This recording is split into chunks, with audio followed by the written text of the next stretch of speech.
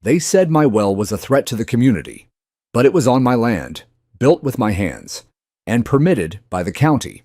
So why did the HOA show up in the middle of the night and bury a pipe to siphon my water? Why did they padlock my pump post, fake signs, and try to frame me for a flood they caused? They thought I'd roll over.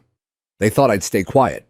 They didn't know I was a former Army engineer with cameras permits and a damn good lawyer. This isn't just a story about stolen water. This is about control, deception, and what happens when the wrong man gets pushed too far. Because I built my own well, and when they tried to take it, they lost everything. Welcome to the battle I never wanted and the victory they never saw coming. I never set out to pick a fight. Not with my neighbors, not with any association, and certainly not with the kind of people who believe a neatly printed rulebook gives them dominion over other folks' lives. All I wanted was water clean, dependable, and undeniably mine. The sort that doesn't disappear when the city slaps on drought restrictions or turns the color of weak tea because of crumbling pipes. I wanted to grow tomatoes again, to sit on my porch with something cold in my hand, and to know that no board of strangers could tell me when or if I could turn on a spigot on my own land. My name is Daniel Hart. I'm 58, a retired Army engineer, and I live on 5 acres that have belonged to my family since the 1940s. This stretch of ground just west of Ridge Grove Ridge used to be dismissed as the edge of nowhere. These days, the real estate listings call it the rural fringe, which is only a polite way of saying the suburbs are gnawing at my fence posts like termites in slow motion. It began about 2 years ago when a new development rose up along my eastern boundary. Overnight open pasture became rows of identical beige houses. Plastic shrubs in perfect formation driveways poured at the exact same angle. The old McClellan Ranch had been bought bulldozed flat and replaced with 47 homes that looked as though they'd been stamped out of the same mold. And with those houses came the inevitable a homeowners association. At first, they left me alone. Their property line stopped precisely where mine began, and I figured live and let live would hold. But suburbia has little tolerance for anything that refuses to conform. My barn stood too weathered, my split-rail fence too rough-hewn, my pasture grass too tall and wild. Worst of all, I existed outside their covenants, their committees, their color-approved paint charts. I was a reminder that not everyone had signed away their autonomy for the promise of uniform curb appeal. That year, the drought hit hard. City mandates tightened week by week: no lawn watering, no car washing, no filling pools. Residents grumbled about browning lawns and skyrocketing bills. Meanwhile, I had been quietly saving for something different: a private well. Nothing extravagant, just a reliable submersible pump, UV filtration, and an above-ground storage tank, everything legal, permitted, and inspected down to the last bolt. I filed the paperwork myself, paid the county fees, and hired a licensed drilling crew. Work began in early April. The rig was loud, no question, and the sight of heavy equipment probably offended a few manicured sensibilities across the fence. But it was my land, my investment, my water table. I was on the porch that first morning, coffee in hand, watching the bit chew through clay at 30 feet when I noticed her. She stood on the far side of my boundary fence, arms folded beneath a sharp cranberry jacket, a thick binder pressed against her chest. Her expression carried the same icy certainty I'd once seen on officers who'd already decided you were guilty before you opened your mouth. "Excuse me," she called, voice slicing through the rumble of the diesel engine. "Are you the owner of this property?" I let the drill's thud answer for a moment before I walked over slow, deliberate steps across the gravel. "Morning," I said. "What can I do for you?" She flipped a page in her binder with practiced authority. "I'm Karen Caldwell, president of the Ridge Grove Lakes Homeowners Association. We have serious concerns about this drilling activity." I waited. The rig kept grinding behind me. "This isn't Ridge Grove Lakes," I said evenly. "This is private agricultural land. Fully zoned, fully permitted." "Yes, well," she replied, tapping her pen against the paper like a metronome of disapproval. "Your property abuts our community, and there are shared aquifer considerations that could impact our residents' water security." I almost smiled. Shared aquifer considerations. "It would be prudent," she continued, undeterred, "to suspend operations until we can verify compliance with local ordinances governing groundwater draw and resource equity." I'd read every line of the county code twice. No such ordinance existed not for a private well on private land. She was inventing jurisdiction out of thin air. But people like Karen Caldwell rarely need to be factually correct. They only need to make you hesitate. I gave her a polite nod that committed to nothing. Appreciate the concern. Have a good day. I turned and walked back to the rig, signaling the crew to keep going. The drill roared on. By the end of that week, the well was complete. Clear, steady water surged into the test tank, cool, clean, and entirely mine. Watching it flow felt like reclaiming something fundamental. No schedules, no rationing, no permission required. I thought that might be the end of it. I was wrong. A few days later, a crisp envelope arrived in my mailbox, embossed with the Ridgegrove Lakes crest. Inside was a single sheet printed in bold, accusatory capitals. Notice of unauthorized resource extraction. Cease and desist immediately. The letter claimed I was jeopardizing the shared subterranean aquifer and had failed to submit disclosures to the Ridgegrove Lakes Resource Management Committee. There was no such committee. They had invented an entire governing body to lend weight to a rule that did not exist.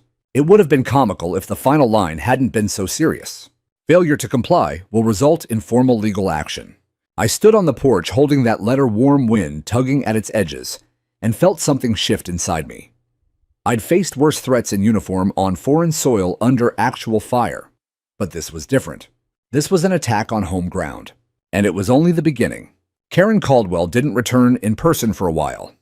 Instead, her warnings arrived on paper, each one more official-looking than the last. I filed them away in a folder I labeled fiction, and went about testing flow rates, adjusting the UV system, and finally hooking the well to my irrigation lines. For the first time in years, my garden beds drank deeply, without a meter ticking or a city notice threatening fines. It felt like breathing after holding my breath too long. Then came the Saturday morning raid. I was inside pouring a second cup of coffee when sunlight flashed off windshields, moving slowly down the dirt road that skirted my property. Not one vehicle, three. A white Lexus SUV led the parade, followed by a silver sedan and a small pickup bearing a magnetic Ridgegrove Lakes sign that looked freshly printed as if someone had ordered it overnight from an office supply site. They parked in a precise line just beyond my gate, engines idling like a military convoy waiting for orders. Karen stepped out first, wearing the same sharp cranberry jacket this time, paired with sunglasses that reflected the morning sky. Behind her came a man in an embroidered polo HOA logo over the heart like a badge of office, and a woman draped in pearls and a linen dress that screamed committee chairwoman. They huddled for a moment, murmuring over documents, then advanced toward my gate as a unit. I opened it before they could knock or honk. No sense letting them stage their little drama on the roadside. "Morning," I said, keeping my tone flat. Karen offered a tight smile that never reached her eyes. "Mr. Hart, we're conducting a follow-up evaluation regarding your groundwater structure." "Evaluation," I repeated. I didn't request one. "We're acting under the authority of the Ridgegrove Lakes Board to assess potential impacts to community infrastructure. Residents have voiced worries about the new installation." She gestured toward the wellhead, as if it were an eyesore spray-painted on her garage door. I leaned against the gatepost. "That installation is on private land, county permitted, inspected, and paid for. It's outside your jurisdiction." The man in the polo cleared his throat and stepped forward. "With respect, sir, any extraction that could influence subsurface pressure in adjacent zones falls within our oversight mandate." "Pressure zones?" I almost laughed out loud. "Son, the only pressure around here is the kind you folks are trying to apply. My well is 200 feet from your nearest fountain. Different depth, different aquifer layer, basic hydrology." Karen's jaw tightened. "Be that as it may, our technician needs access to conduct measurements." She waved toward the pickup where the driver was unloading a tripod mounted with sensors and a handheld device that looked suspiciously like a metal detector. "No," I said, calm and final. "You're not setting foot on my property. No authority, no consent." Her eyes narrowed. "Refusal to cooperate with a legitimate community review will be documented as non-compliance." "Document away," I replied. "I'll be documenting trespass if you cross that line." The woman in pearls lifted her phone and began recording, angling the lens toward me, as though I were the aggressor. I simply reached over and tapped the laminated county permit I'd posted on the fence post, signed, sealed, and weatherproof. This is the only authorization that matters here, I told them. Anything else is just noise. For a long moment, we stood there, 4 suburban delegates, armed with binders and entitlement, against one man in boots and a faded army t-shirt. The only sound was the faint tick of cooling engines and the distant call of a red-winged blackbird. Finally, Karen exhaled through her nose, spun on her heel, and marched back to her Lexus. "You'll hear from our attorney," she called over her shoulder. "Looking forward to it," I said. "Send the county a copy." They enjoy a good laugh. They drove off in a synchronized cloud of dust, tires spitting gravel like suppressed frustration. I thought that might buy me some peace. It didn't. 3 days later, I walked out to check the pump and immediately felt something off. The control lever moved too loosely, as if the fittings had been disturbed.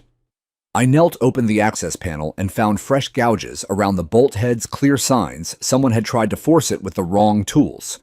The scratches were bright against the weathered steel, unmistakable under the morning sun. I'd seen sabotage like this before in drier places, where water meant survival, and locals sometimes tried to cripple military supply points. Only this wasn't a war zone. This was my backyard. That afternoon, I installed a discreet trail camera high in a cedar post, camouflaged inside a hollowed-out birdhouse. I also wrapped the critical valves in chained steel sleeves. Not because I expected them to stop a determined intruder, but because I wanted to force them to reveal themselves. The camera earned its keep 2 nights later. At 2:14 a.m., the infrared footage captured a hooded figure in dark clothes and gloves. They approached straight to the pump, produced bolt cutters, and attacked the new chain with short, angry tugs. When the reinforced core held, they spent another minute probing the intake port, trying to jam something inside, maybe rags or expanding foam. A clumsy attempt to clog the line. They gave up after 4 minutes and slipped away into the darkness. I took the memory card to the sheriff's substation the next morning. The deputy on duty watched the clip, nodded sympathetically, and promised to open a file. I knew rural patrols. Without a clear face or plate, it would sit on a desk for months. That was fine. I didn't need an arrest yet. I needed them to keep coming. Every overreach, every midnight visit, every fabricated rule gave me another brick in the wall I was building. Documentation was my weapon now. Photos, timestamps, footage, permits. Calm, methodical, unbreakable. But even with all my preparation, I wasn't ready for how brazen they would become next. One dawn, I stepped outside and saw it immediately. A brand new padlock, shiny commercial grade, clamped around the main valve. Stamped across its face in raised letters was the Ridge Grove Lakes emblem, an oak leaf encircled by faux Latin script. Zip-tied beneath it was a laminated placard. Community resource temporarily secured for assessment. Do not remove under penalty of law. They hadn't just tampered. They had claimed ownership. In broad daylight on my land, they had branded my well as theirs. I stood there in the cool morning air, staring at that gleaming lock, and felt the anger settle into something colder and more dangerous: resolve. They had crossed a line there was no stepping back from. And they had just handed me the war they thought they were starting. I stood there in the crisp, dawn-light boots, rooted in the gravel, staring at that gleaming padlock as if it were an insult carved in steel. The Ridge Grove Lakes emblem mocked me, an ornate oak leaf wrapped in pretentious script that looked more like a cattle brand than a neighborhood logo. They hadn't just meddled this time. They had staked a claim on my well, on my water, on the last tangible piece of legacy my father had left me besides the deed to this land itself. I didn't touch it, not yet. Instead, I pulled out my phone and took pictures from every angle, wide shots, to establish location close-ups of the lock's engraving, the zip ties, the laminated sign swinging gently in the breeze. I made sure the timestamp was visible in each frame. This wasn't for posting online or venting to friends. This was evidence, cold, chronological, undeniable. Only then did I drive to the county water management office, a low-slung building wedged between a sandwich shop and a dental clinic. The receptionist glanced up from her magazine as I walked in, folder tucked under my arm like a briefing packet.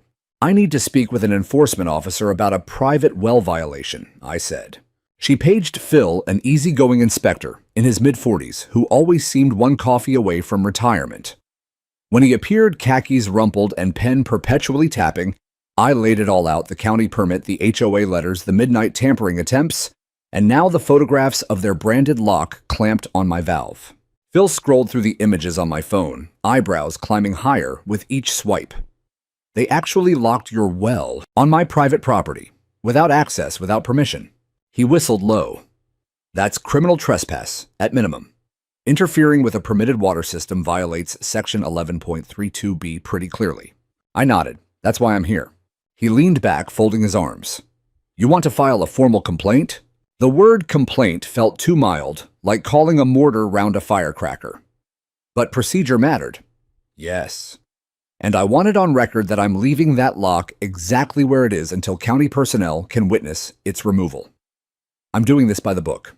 Phil gave me a wry half grin.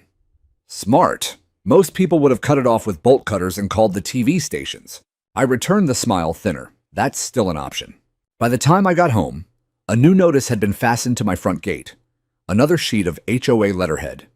This one titled in bold, Notice of Temporary Resource Transfer, in accordance with Article 5 of the Community Emergency Water Share Plan. I nearly crumpled it on the spot. No such article existed. No such plan had ever been voted on or filed with any authority.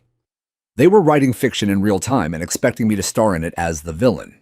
That afternoon, I called Rachel Gant, my old Army JAG friend from 2004. She'd traded desert deployments for a quiet practice in family and property law. But her disdain for bullies hadn't softened a bit. I emailed her everything: the photos, the letters, the lock, the new transfer notice. 20 minutes later, my phone rang. They've lost their minds, she said without preamble. You have absolute right to remove that lock yourself today, and they'd have zero legal ground to complain. We could file charges this afternoon. I want them to dig deeper, I told her. Let them believe they're winning. Every step they take without basis is another exhibit. I want this airtight. She paused, then laughed softly. You're building a fortress, not just a fence. Something like that. That night, sleep wouldn't come.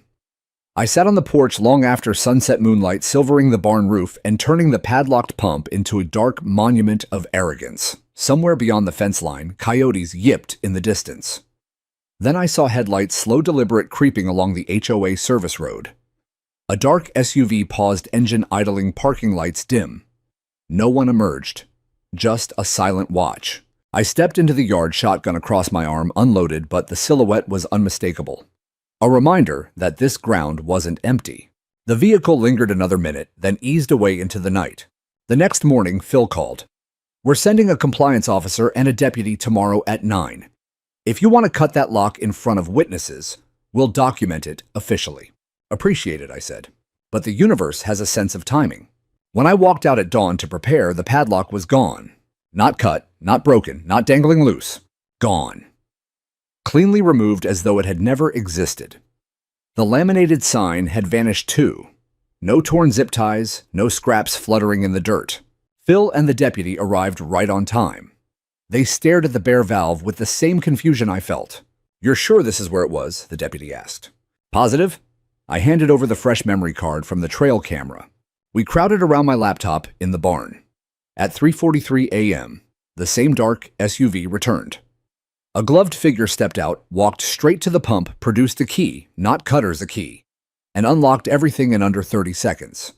They gathered the lock and sign, tucked them under one arm, and disappeared back into the vehicle. No damage, no mess, just erasure. The deputy scratched his head. They covered their tracks. But they left better ones, I said, pointing at the frozen frame, where the license plate glowed clear under infrared. Rachel ran the plate that afternoon through her contacts. It belonged to the Ridge Grove Lakes HOA vehicle fleet used for board business maintenance runs, and now apparently covert evidence removal. They didn't just trespass, she said, voice tight with anger. They obstructed your complaint. That's a separate offense. I stared out at the well, now free again, but scarred by scratches and scuffs battle marks. The skirmishes were over. They had declared total war in the dark. My response would come in full daylight. And it would be thorough. The thing about holding your ground is that it demands patience as much as strength. You can't flinch early, can't swing wildly. You plant your feet, gather proof, and wait for the other side to overcommit. I'd learned that lesson building temporary bridges under fire. It applied just as well to bureaucratic warfare on home soil. The license plate from the midnight cleanup crew was the turning point. Rachel confirmed it within hours, registered directly to the Ridge Grove Lakes HOA's small fleet of shared vehicles. Not Karen's personal car, plausible deniability, built right in, but close enough to tie the association itself to the act. They didn't just trespass and tamper, Rachel said over the phone, her voice edged with the same focused calm she'd used in deployment briefings. Removing that lock and sign after you'd reported it, that's evidence. Tampering. Obstruction. We've got layers now. What's the play, I asked. Documentation first, escalation second. We file a formal cease and desist against the HOA as an entity. Copies go to County Zoning, County Water Resources, and the State Water Board. We attach every photo, every timestamp, the vehicle registration, the trail camera, stills. Then we wait for their next mistake. I spent the following day turning my kitchen table into a command center. I printed the original county permit in full color, highlighted every relevant clause. I added receipts from the driller inspection reports from the hydrologist flow test logs I'd kept religiously. The HOA's own letters went in chronological order, each one more inventive than the last. The Crown exhibit was a USB drive with the infrared footage, the gloved figure, the key turning smoothly in their own lock, the plate glowing like a confession. I hand-delivered the packet to Dana Kulik, Phil's boss, at Rural Infrastructure and Resource Management. She was a no-nonsense woman with steel-gray hair and the kind of stare that made politicians squirm. She watched the video clip twice without blinking. "This is unusual," she said finally. "Unusual," I replied. "It's criminal." She didn't disagree. HOAs rarely try to annex private utilities. It's outside their legal universe. "Tell that to the lock they hung on my valve." She tapped her fingers on the desk. "Leave this with me. I'll escalate it internally." 3 days later, the response came not from the county, but from the HOA itself. A thick envelope arrived via certified mail, wax-sealed with their embossed crest. The letter inside carried the polished tone of expensive legal stationery. It expressed regret over recent misunderstandings regarding water resource boundaries and proposed a cooperative interim agreement whereby my well could be connected to Ridge Grove Lakes infrastructure under joint supervision for the greater community benefit. They wanted to share my water. The well I'd planned for years, financed with my own savings and the proceeds from my father's antique truck collection. The one I'd permitted, drilled, and defended. They offered in exchange vague promises of potential tax considerations and preferential treatment in future zoning matters. I read the draft agreement twice, then carried the entire packet out back to the burn barrel. The pages curled and blackened nicely in the flames. That same afternoon, Rachel and I filed our cease and desist. We sent registered copies to the HOA's registered agent, the county clerk, the zoning board, and because why not, the California State Water Resources Control Board. Every page notarized, every exhibit labeled. Then I added my own quiet statement. I ordered a heavy steel sign from the feed store in town.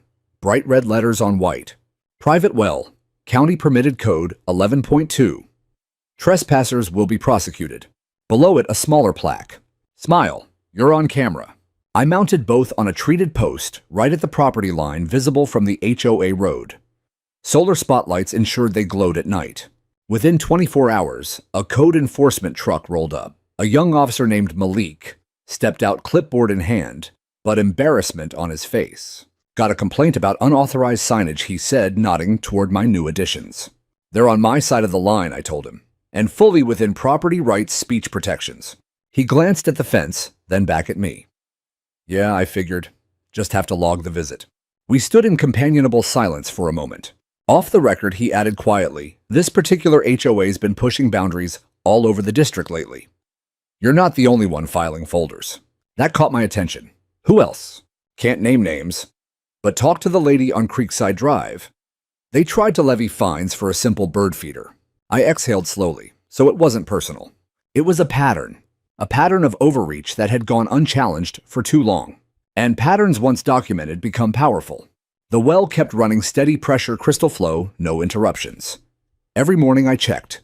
The gauges ran a quick filtration cycle, logged the numbers in a waterproof notebook. Nothing dramatic, just reliable water doing what water should sustain life without asking permission. But the meaning had shifted. It wasn't only about independence anymore.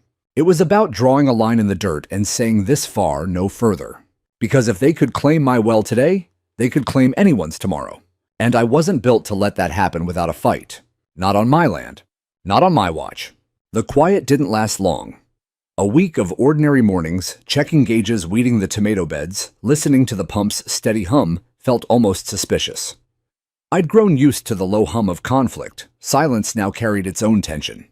Then came the text from Rachel. Check the Ridgegrove Lakes community app. They're pointing fingers at you for the greenbelt flooding. I didn't even know they had a public-facing app, yard sale postings, pool schedules, reminders about pet waste stations. Out of curiosity, I downloaded it under a throwaway email and scrolled straight to the pinned alert. There it was, posted by President Karen C. Urgent irrigation overflow affecting Ridgegrove Greenbelt. Preliminary findings indicate possible linkage to unauthorized groundwater extraction on adjacent private property. The board is investigating and will provide updates as we work to protect community amenities. Careful wording, no direct accusation, just enough insinuation to stir the hive. They were trying to flip the script, make me the reckless neighbor endangering their pristine turf.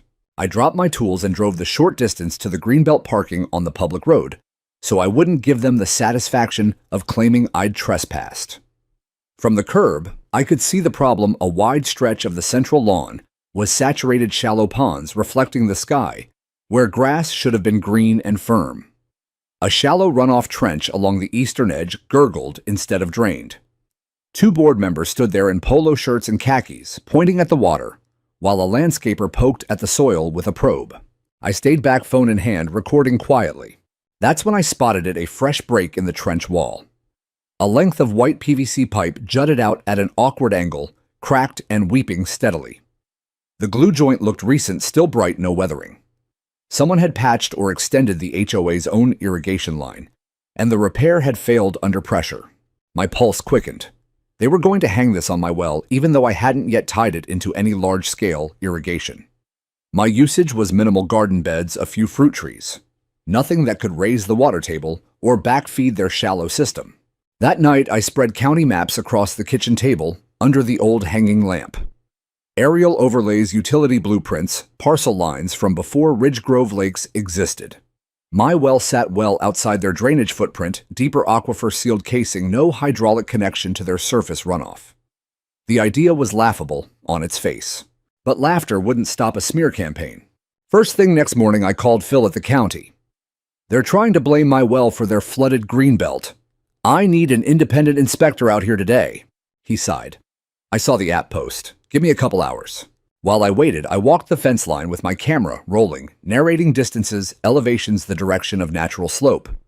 I even drew a sample from the standing water in their trench and ran it through the basic test kit my niece had sent me for Christmas. The results were stark, sky-high chlorine traces of municipal treatment chemicals. This wasn't groundwater surfacing. This was their own treated city water leaking from a botched repair. The county inspector, Oscar, a silver-bearded veteran of flood claims and broken mains, arrived in the afternoon. I walked him through everything: maps, footage, my test strip, the visible pipe break. He crouched by the cracked joint, scraped at the glue with a pocket knife, and shook his head. This repair's maybe 4 weeks old. Poor solvent, weld pressure cracked it clean. It's tied straight into their automated sprinkler grid. Nothing to do with your deep well, Mr. Hart. Will you put that in writing? He chuckled. Report'll be on your desk in 48 hours. And theirs. I allowed myself a small, satisfied breath. But Karen moved faster than county paperwork. The next evening, a new notice appeared, this time slid under my windshield wiper while I was in town buying feed. Emergency community hearing. Attendance strongly requested. Resource conflict and environmental impact. Thursday, 7:00 p.m. Ridgegrove Lakes Clubhouse. Rachel's advice was immediate. Don't go. It's theater. They want you angry on their home turf, something they can clip and twist. She was right. Every rational part of me knew it. But another part, the part that had stood in front of superiors and refused bad orders, wanted to look them in the eye. Thursday night I showered, put on clean jeans and the same flannel I'd worn the day the well was finished, and drove the half-mile to their clubhouse. I arrived at 6:59 p.m. The room went still the moment I stepped through the glass doors. Rows of folding chairs faced a long table draped in navy cloth. Karen sat center-flanked by the Polo Brigade.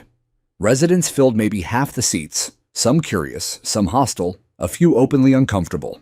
I took a position at the back, arms folded, and waited. When they reached open floor, community concerns, Karen's gaze swept the room and landed on me like a searchlight. "We welcome input from all affected parties," she said smoothly. I walked forward carrying a thin folder. For the next 8 minutes, I spoke slow, deliberate, no raised voice. I laid the county maps on the table for anyone to see. I passed around printed stills of the broken HOA pipe, the water test results, Oscar's preliminary notes. I quoted code sections, permit numbers, depths, and distances. Then I looked straight at Karen. "You've tried to lock my well, sabotage it, remove evidence, and now blame your own failed repair on me. County inspectors disagree. State investigators may soon weigh in. This isn't about shared resources. It's about fabricating authority where none exists. If this continues, every resident here will hear from agencies with actual jurisdiction." I paused, letting the quiet settle. "Stop." I turned and walked out. Behind me, no one clapped, no one argued. But as I reached the door, an older man in the back row gave me a single firm nod. A woman whispered just loud enough, "He's right." The tide hadn't turned yet, but the first ripple had started, and ripples given time and weight become waves. The ripples from the clubhouse meeting spread slowly at first, just whispered conversations, at mailboxes, sidelong glances across fences. No more letters arrived, no midnight visitors. Even the community app went quiet on the topic of water. I told myself to stay vigilant, but part of me hoped the message had finally sunk in. Then came the faint humming. It started one early morning while I was walking the back pasture, checking for breaks in the fence after a windy night. A low rhythmic vibration rose through the soil, subtle, almost mechanical. At first I dismissed it as distant traffic or the well's submersible pump cycling on. But the sound wasn't coming from my equipment. It pulsed from beneath the ground near the northeast corner, right along the boundary with Ridge Grove Lakes. I knelt, pressed my palm to the dry earth, and felt it clearly, a steady thrum like a hidden heart beating under the dirt. That night I pulled out every diagram I had. Well schematics, county utility maps, the original easement plats from when this land was still one big ranch. An old service corridor caught my eye, a narrow utility easement, long decommissioned, that clipped the corner of my property before the subdivision was ever dreamed up. It had carried shallow irrigation decades ago, then been abandoned when the parcels were split. Abandoned, or so the records claimed. The next morning, I grabbed a shovel and started digging. Not in anger, methodically. 6 inches down, I hit plastic bright white PVC, far too new to be remnant from any old farm line. I followed it carefully, exposing a clean run buried just deep enough to hide under lawnmower blades. 10 yards in, beneath a convincingly realistic artificial boulder, the kind sold in big box garden centers, I uncovered a buried junction box. Inside, a manual valve, a digital flow meter glowing softly, and a Y connector. One leg ran west, straight toward my wellhead. The other headed east, directly into Ridge Grove Lakes. They hadn't just threatened to take my water. They had already started stealing it. I sat back on my heel, shovel across my knees, and stared at the setup. The meter ticked slowly upward, even as I watched hundreds of gallons already siphoned in the night. The pipe was expertly installed, trenched, backfilled, landscaped over. Someone had planned this for weeks, maybe months, disguising it as routine maintenance or easement restoration in their board minutes. This wasn't desperation born of drought. This was calculated theft. Fury rose hot, then cooled into something sharper. I documented everything, GPS coordinates stamped on photos. Close-ups of the valve serial numbers, meter readings. The fake rock lifted aside like a magician's prop. I measured the pipe diameter, noted the professional fittings. Thousands of gallons could have vanished, already drawn off quietly while I slept. I didn't cut the line, not yet. Instead, I installed an inline shutoff valve on my side, discreet, lockable, buried, just deep enough to stay hidden. The next time their system pulled, it would find nothing but dry pipe. Then I waited. It took less than a day.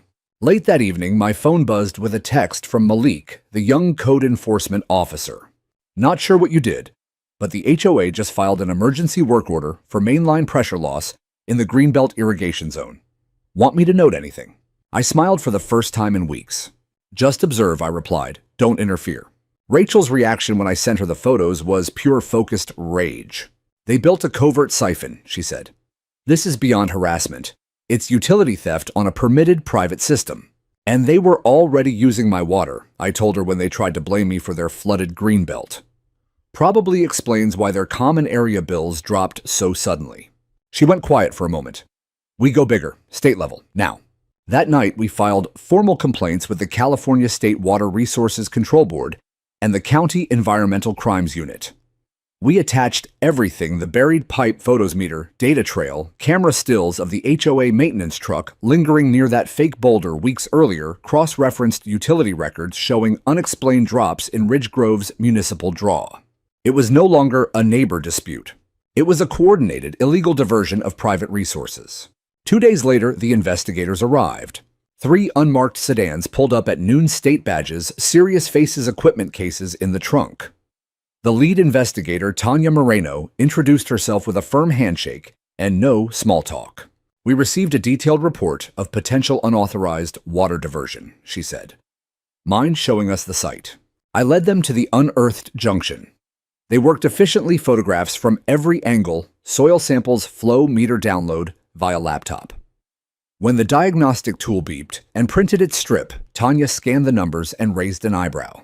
Over 13,000 gallons in less than 2 weeks, she said, all unpermitted, all from a private source. She met my eyes. This isn't a gray area, Mr. Hart. This qualifies as multiple violations. I nodded, feeling the weight of months finally shifting.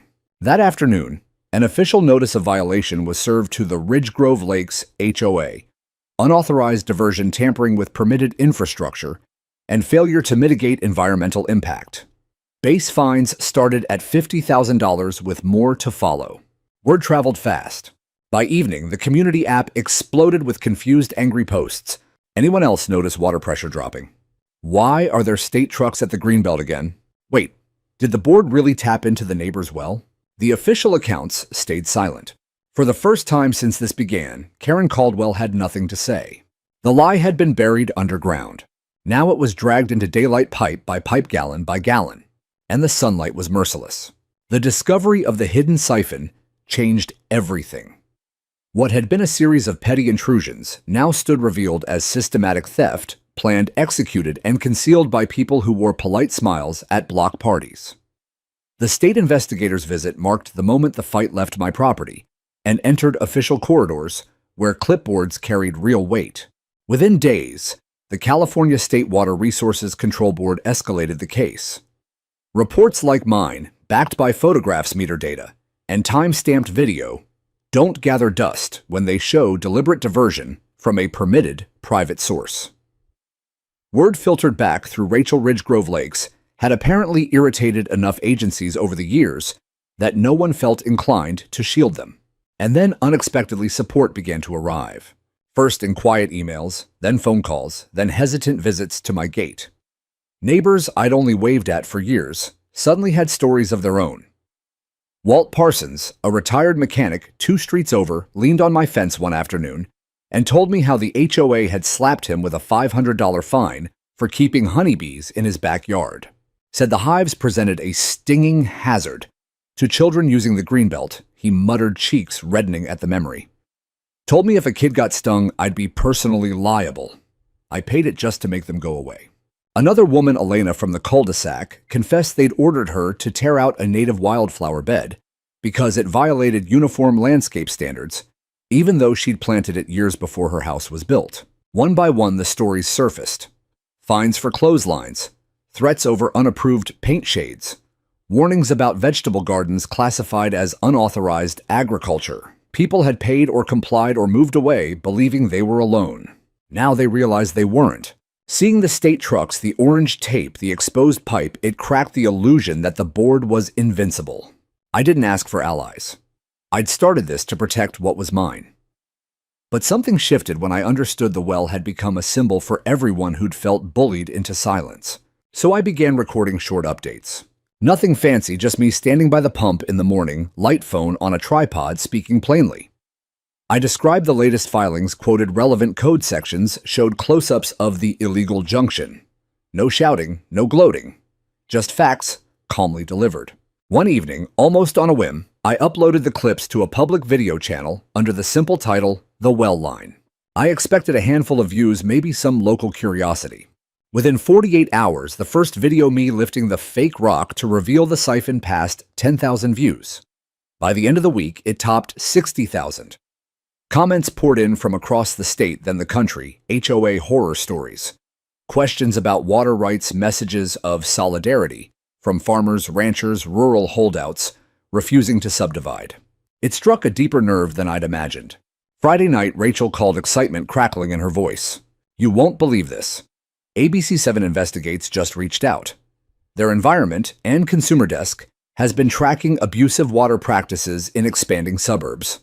They want to interview you, film the site, the whole story." I sat on the porch steps, coffee cooling in my hand. "I'm not looking for fame." "I know," she said. "But this isn't about you anymore. It's about every person who's ever been told they don't own what's theirs because someone with a title says otherwise." A network piece changes the pressure completely. I thought about it overnight. About the kids who might grow up believing arbitrary boards could dictate how they lived on their own land. About my father turning in his grave at the idea of strangers laying claim to water he'd drawn by hand in drier times. "Tell them yes," I said the next morning. But before the news crew could arrive, the state came calling again, this time with heavier credentials. A knock at midday brought 3 officials to my door, a senior enforcement agent from the Water Board, 2 auditors from the newly formed Office of HOA Oversight and Compliance created after a string of scandals farther north. They wanted specifics, names, dates, signatures, email trails, board minute approvals. I handed over everything.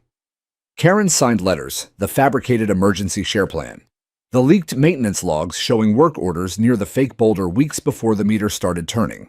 They left with a thick binder and quiet thanks. That same afternoon, an unmarked manila envelope slid into my mailbox. No return address, no note. Inside printouts of an internal HOA email chain. Karen had directed the siphon installation, personally framing it as proactive aquifer stewardship. She'd instructed the crew to minimize visible disturbance and wrote in black and white the adjacent owner is unlikely to notice minor nighttime draw, given the depth and volume. She'd known it was wrong. She'd done it anyway. Rachel called it the smoking gun. Intent, she said. Undeniable. This moves us from civil fines into potential criminal referral territory. I didn't celebrate. I just added the pages to the growing file. Out beyond the fence, the neighborhood looked the same, beige roofs glinting under the sun sprinklers misting empty lawns. But something fundamental had changed. People were talking openly now, questioning, and fear the quiet engine that had powered the HOA for years was running out of fuel. Because once enough voices say enough in unison, even the loudest clipboard can't drown them out. The dam hadn't broken yet, but the cracks were spreading fast. And water, as I'd learned, always finds a way through. The morning the state launched its full assault on Ridge Grove Lakes felt almost ordinary, at first cool air dew, on the grass, the distant lowing of a neighbor's cattle.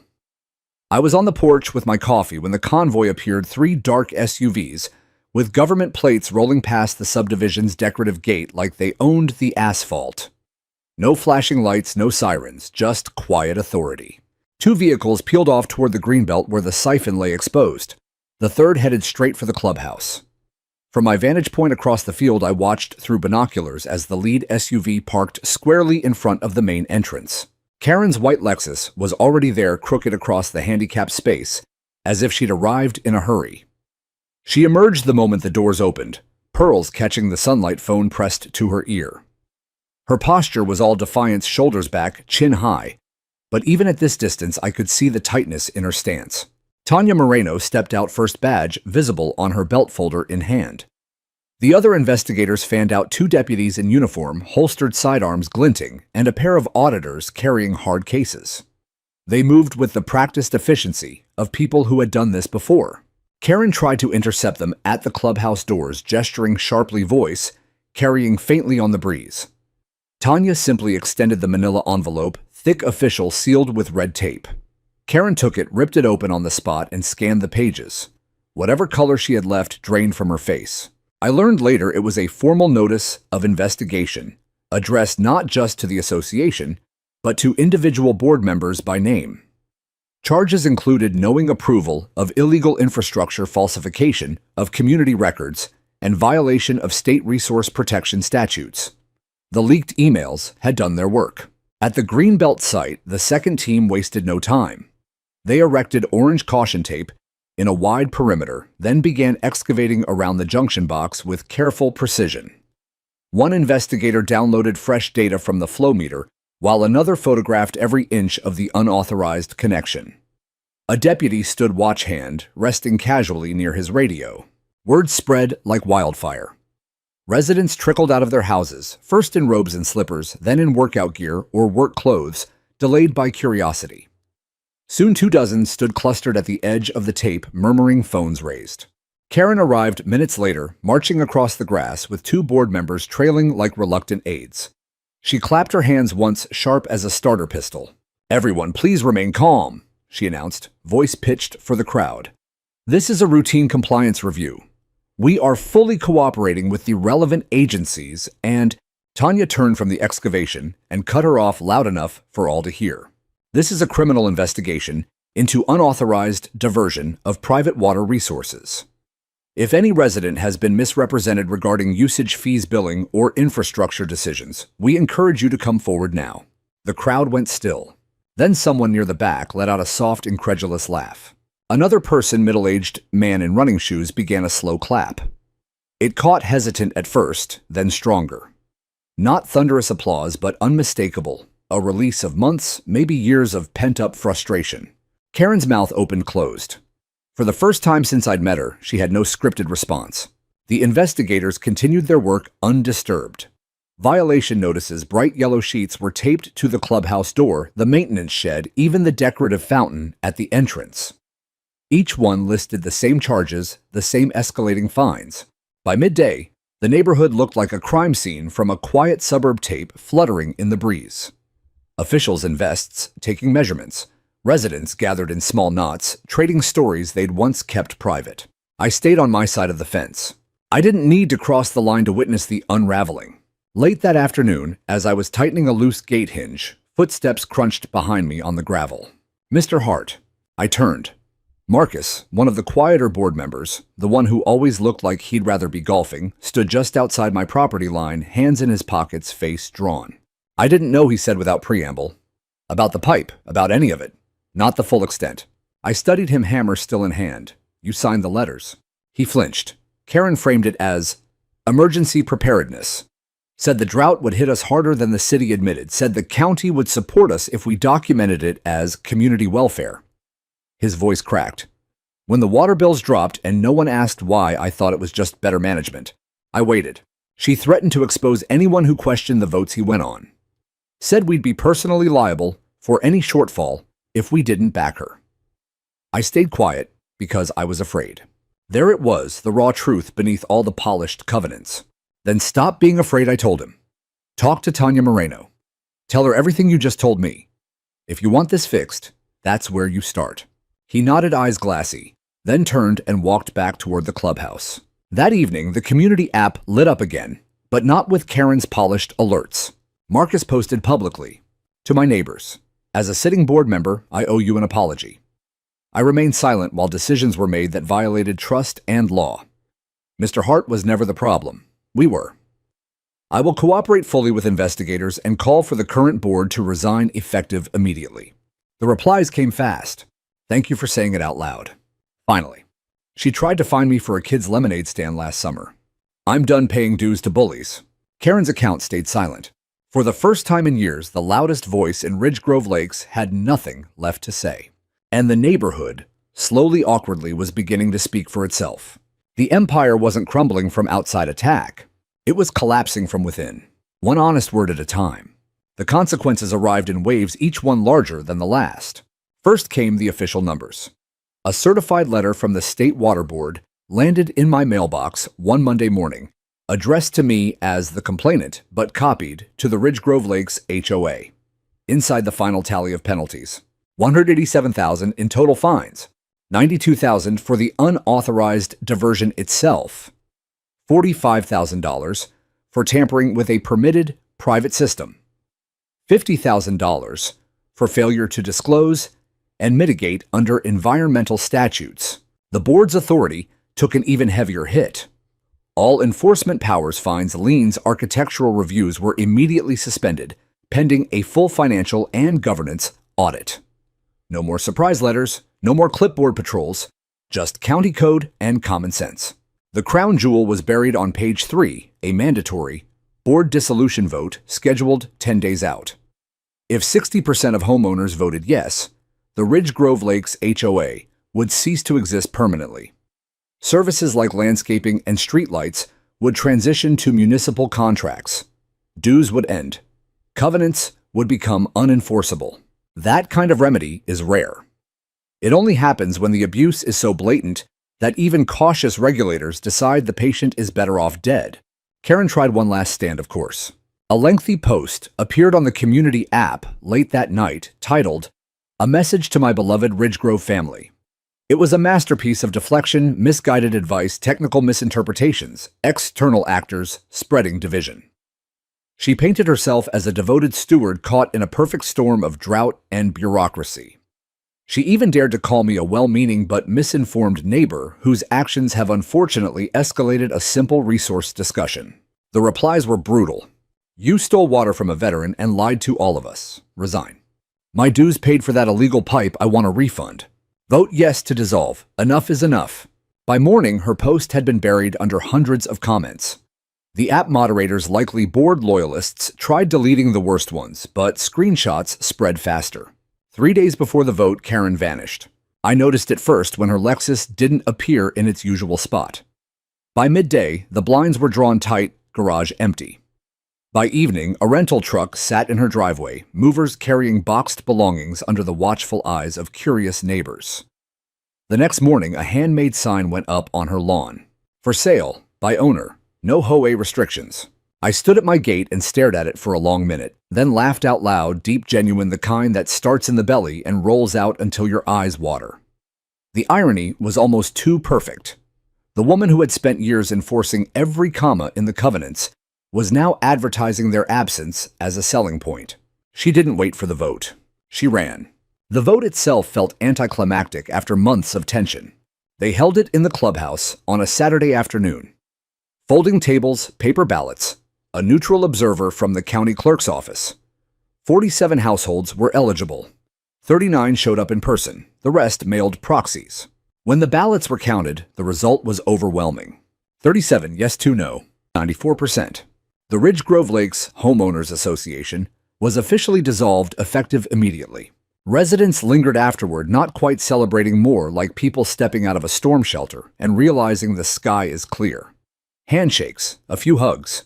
Someone opened a cooler of sodas. Someone else produced a sheet cake from the grocery store with blue icing that read simply, "Freedom." I didn't attend. I'd done my part from the sidelines. But that evening, an envelope appeared under my gate latch, plain white, no stamp handwriting I didn't recognize. Inside was a single thank you card, heavy stock signed by 22 different households. Some names I knew, most I didn't. The message was short. "Your fight gave us back our homes. You didn't just defend your well. You reminded us we still own ours." Tucked behind the card was a photograph someone had printed. My well stood in the foreground, pump housing freshly painted barn red. Around it, lawn chairs formed a loose circle. Kids chased each other through a light sprinkler mist. A golden retriever shook water from its coat. Adults held lemonade glasses, laughing at something off camera. Streamers fluttered from the fence post where my warning signs still hung. It looked like a neighborhood picnic. On my land. Without permission forms, without fees, without fear. I pinned the photo to the fridge with a magnet shaped like an oak leaf, the same emblem that used to be stamped on every threatening letter. Now it just held up a picture of people being neighbors again. The war was over. And for the first time in 2 years, the ground beneath my boots felt truly, unquestionably mine. Spring came gently that year, not with fanfare, but with quiet reclamation. The ground softened after winter rains. Wild grasses pushed through the trenches left by investigator shovels, and the scars along the fence line faded under new growth. Children's laughter drifted over from Ridge Grove Lakes, more often now, no longer muffled by closed windows or wary glances. Neighbors waved without hesitation. The air felt lighter, as if the whole ridge had exhaled a breath it had been holding for years. I kept the well naturally. She stands proud in the same spot, steel casing repainted a deep barn, red that catches the morning sun like a beacon. The pump housing is reinforced, the valves upgraded the UV system, humming quieter than ever. I left the camera network in place, not out of suspicion anymore, but for transparency. A small digital display, mounted beside the gauge, shows real-time flow and pressure to anyone who walks up. No secrets, no hidden agendas. Below it, a simple bronze plaque I had cast in town. Private well, permitted, protected, fought for. People stop by sometimes. Not to complain or demand, but to ask honest questions. A young father wants advice on rainwater collection. An older couple inquires about county permit processes for their own potential bore. Teenagers on bikes linger reading the plaque, sometimes snapping photos. I always pause whatever I'm doing, mending a post, tuning the tractor, and take the time to talk. Because they're not strangers anymore. They're folks who learned the hard way what it feels like to have your autonomy threatened. And in some small way, I stood for them when they couldn't yet stand for themselves. Rachel still calls every few months.